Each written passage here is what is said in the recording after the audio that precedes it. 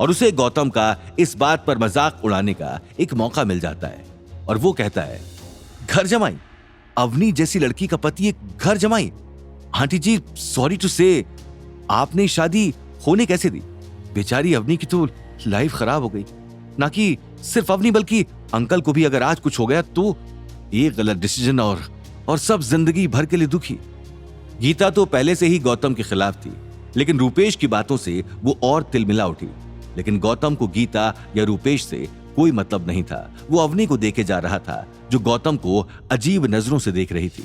ये वही नजरें थी जिसे अवनी गौतम को पहले देखा करती थी, जिसमें जब वो गौतम को एक लूजर समझती थी। गौतम अवनी के पास जाने की फिर से कोशिश करता है, लेकिन अवनी अपना चेहरा टर्न करती है, जिससे साफ होता है कि वो गौतम से बात नहीं करना चाहती। गौतम को बहुत बुरा लगता है, वो बहुत लाचार महसूस करता है। ये देख रूपेश और गीता खुश हो जाते हैं और सौरभ भी मौके का फायदा उठाते हुए गौतम को जलील करने के लिए कहता है, कितना ढीठ है ये लड़का। अरे ये क्या करेगा, ये तो अनपढ़ों की तरह तंत्र मंत्र और जादुई बातों को मानता है। रूपेश को चमत्कारी पत्थर वाली बात याद आई और उसने कहा, अरे हाँ, आप बिल्कुल सही कह रहे हैं। उस दिन भी अपने हाथ में चमत्कारी पत्थर लिए घूम रहा था और बोल रहा था कि मेरा वक्त खराब होने वाला है। पता नहीं क्या क्या बकवास।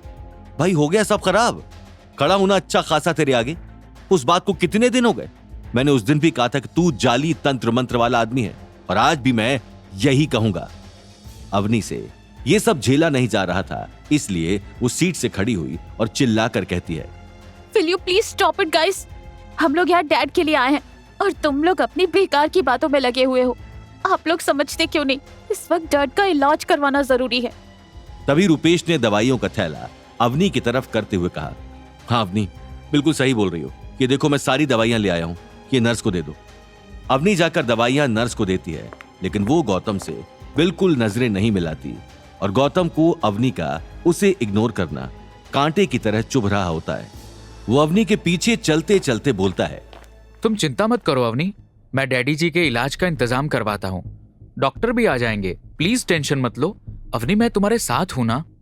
गीता ऐसे वक्त में भी गौतम को जलील करने का एक मौका नहीं छोड़ना चाहती थी। वो कहती है, मदद और तुम तो रहने ही दो। घर पर जाकर अपना झाड़ू पोछा ही करो और एक काम करना, घूंघट भी ओढ़ लेना।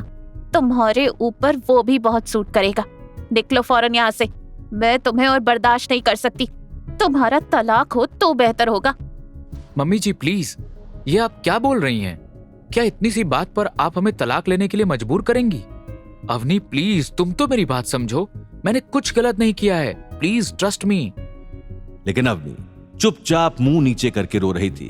वो गीता को कुछ नहीं बोलती।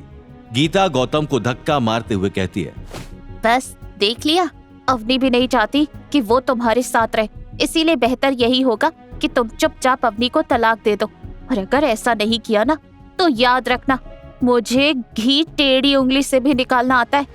बेशरम, अवनी ने तुमसे कांटेक्ट करने की कितनी कोशिश की, लेकिन बदले में तुमने क्या किया?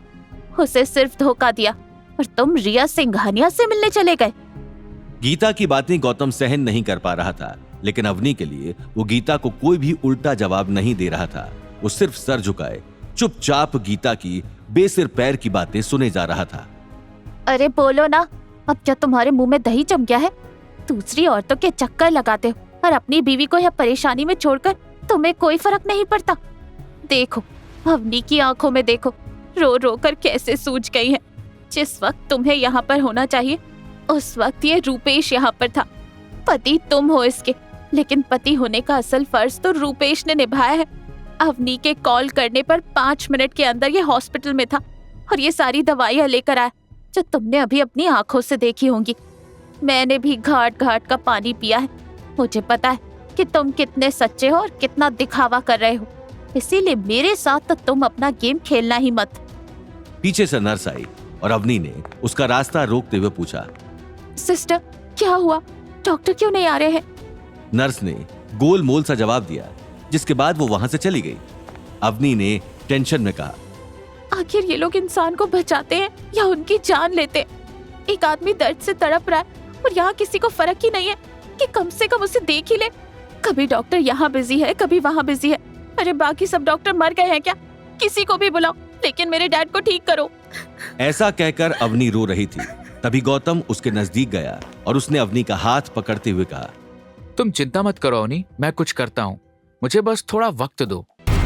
आगे की कहानी जानने के लिए देखिए अगला एपिसोड सिर्फ पॉकेट एफएम के यूट्यूब चैनल पर और रॉयल वारिस के सारे एपिसोड्स को सुनने के लिए डिस्क्रिप्शन में दी लिंक से डाउनलोड करें पॉकेट एफएम ऐप।